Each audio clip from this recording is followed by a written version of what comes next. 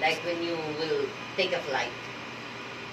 It's actually very far because it's like in the other side of the world. Right. And the last time I traveled from Switzerland to Philippines, I was probably around 10 years old, and I traveled alone. Yes, I was alone, but of course with the assistance of the flight crew. But until now, I'm still like in shock of that because I was so confident in traveling alone, especially with everything that I had to think about, like the passport, boarding pass, and everything, going through the gates, the departure, and I was just 10 years old. So like that really made me.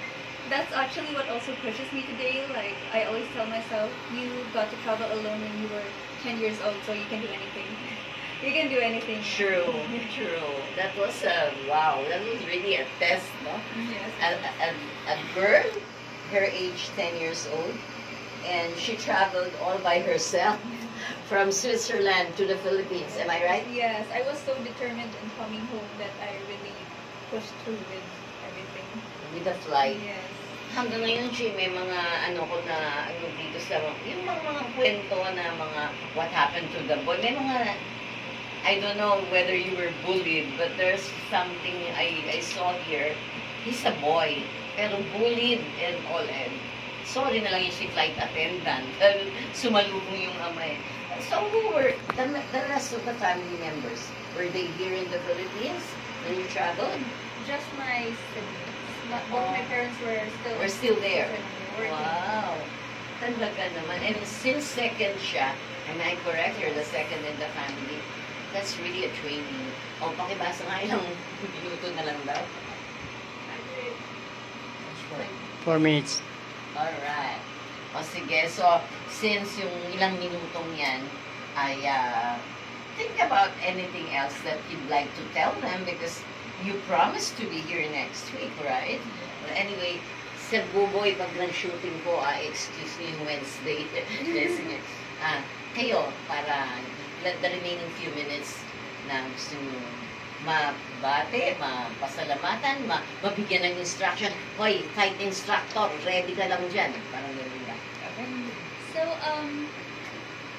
thank you so much for everyone who watched this broadcast, Radio Live. And also, I want to invite you all to support me and my team, my crew, of course, in the projects that we're about to release and we are currently working on.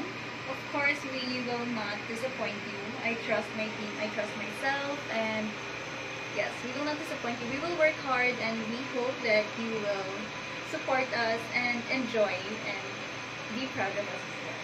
Yeah. And syempre po, ang isa sa aabangan niya kay Chelsea Lidia, meron po siyang ipapalabas na MTV and soon yung kanyang pelikula, yung aming pelikula. And isang maraming salamat po sa lahat ng ating viewers sa Margo TV. And also, Ma'am Sure, thank you so much for having us here. Kami ni Chelsea sa Trust and syempre sa love mo sa akin. And syempre, bilang manager ni Chelsea, we do our best. And Kuya Gob Noel Rivera, thank you so much for lagi ka pong andyan at sumusuporta sa amin. Thank you. I love you all. Isang mapagpalang araw po sa ating lahat. Ayan po. So, having said that, and commitment na nila po yun, therefore, ang yung Tita Sure, mag-i-enjoy ako nito, masayang-masaya to. Parang ito na yung katuturan, yung gusto meaning ni basta tayo sama-sama. Kasi kung talagang sama-sama kami, sabi nga united we stand, divided we'll fall. So, kailangan talaga sama-sama po tayo. So, thank you for now. I won't call them my guests anymore because they're gonna be with me the rest, all the way up to yung aking Thanksgiving Day sa November. Parang concert nila. Di ba? So, yes. Kaibigan, thank you so much for now. And sige, di ba, na maaga tayong paalam kasi may magpapalunch pa sa amin dun sa papa. Joke lang po. Mga kaibigan, bye-bye for now. And bye-bye po. Maraming salamat po! Live from Quezon City.